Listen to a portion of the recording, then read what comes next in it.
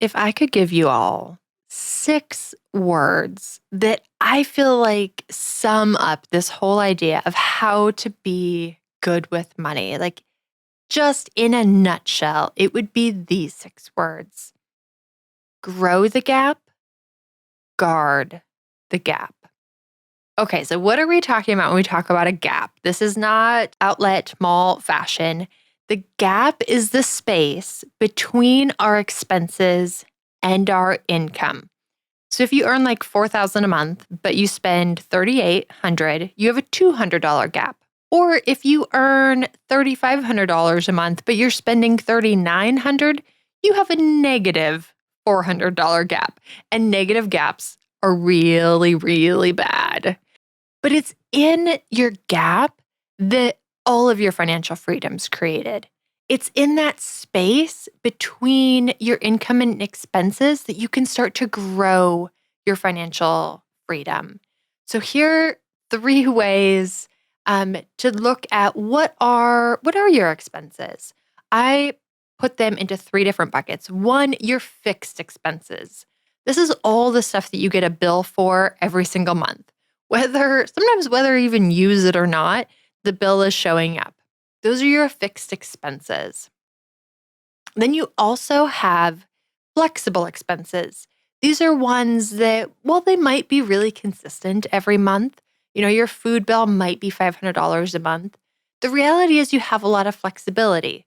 If, you're a friend of yours invited you out to eat every meal for an entire month, you might not actually have a food bill because that expense is flexible. So you look at your fixed expenses, you look at your flexible expenses, and then the third one is debt repayment. And you have 2 options with this. One, you can slowly pay that down, like if you have credit card debt or medical debt. But sometimes you also have the option of just selling the thing that's creating the debt. Like if you have a car loan, you could just sell the car that has the loan and be able to erase all of that debt. Then on the other side of the equation is our income. So in order to grow the gap between our expenses and our income, you might be able to reduce those expenses.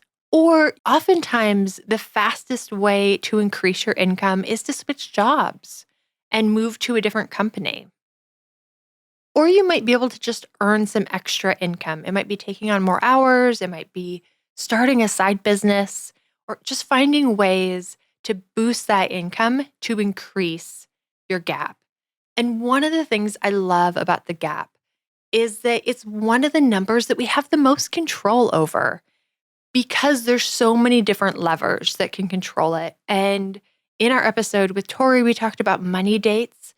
Focusing on what your gap is, I think, is one of the great practices to put into your money date because you might be able to adjust that and change that a little bit every month to grow that gap.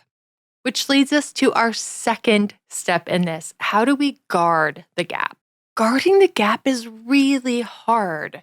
When you have $100, $500, $1,000, $5,000 extra money every month, it kind of goes against everything in culture to not just upgrade your fixed expenses or upgrade your flexible expenses, but to really guard that.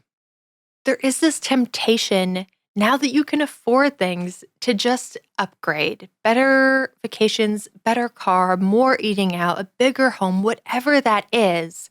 Even if it's maybe not something you personally really value, it feels like the whole culture is just chiming in and asking, when are you going to upgrade this thing now that you have a bigger gap?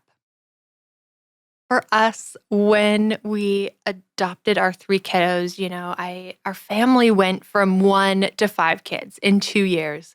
And man, I tell you, it was like a Disney chorus. Like everyone on set, it seemed like at the same time was all singing, "When are you going to buy a bigger house? When are you going to buy a bigger house?" Like it was just an assumption. Of course we're buying a bigger house. Of course we're doing it soon. So they were just like, when is the moving date? And the reality is it was tight. We had 7 people. We were in 1,650 square feet. But for us, moving into something that would actually be larger and a similar level of quality to what we had done because we had done so many renovations on our house, it was going to be an extra $1,000 a month. And it just didn't seem worth it.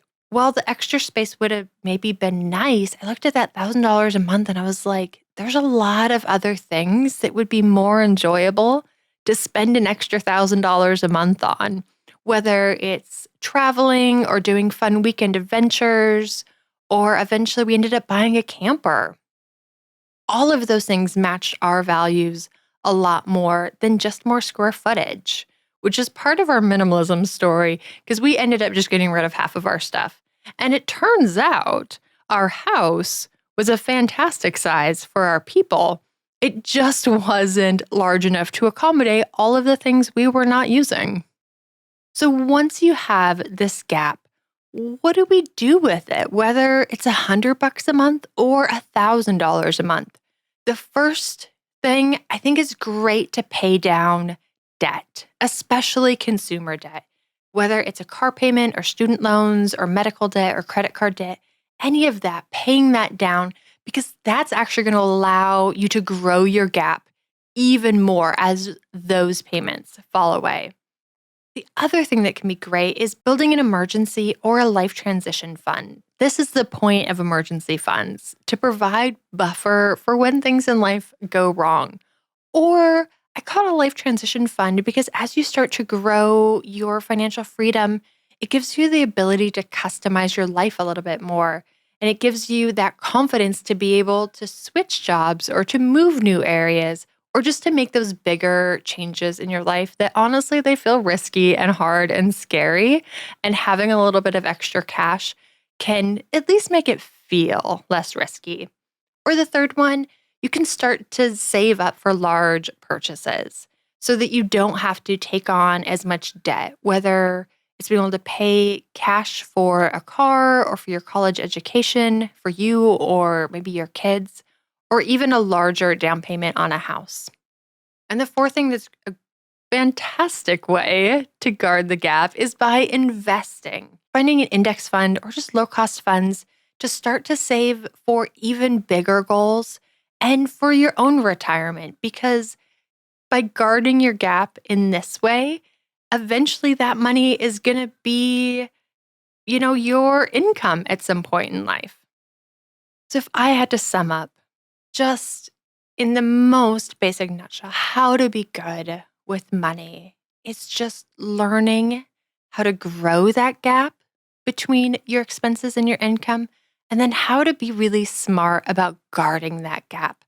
I swear, if you can get these two things, everything else will figure itself out. It just takes a little bit of courage and intention to focus on the things that really actually matter to you and kind of ignore all the things that matter to everybody else who might be trying to pressure you or persuade you into living their best life, not yours.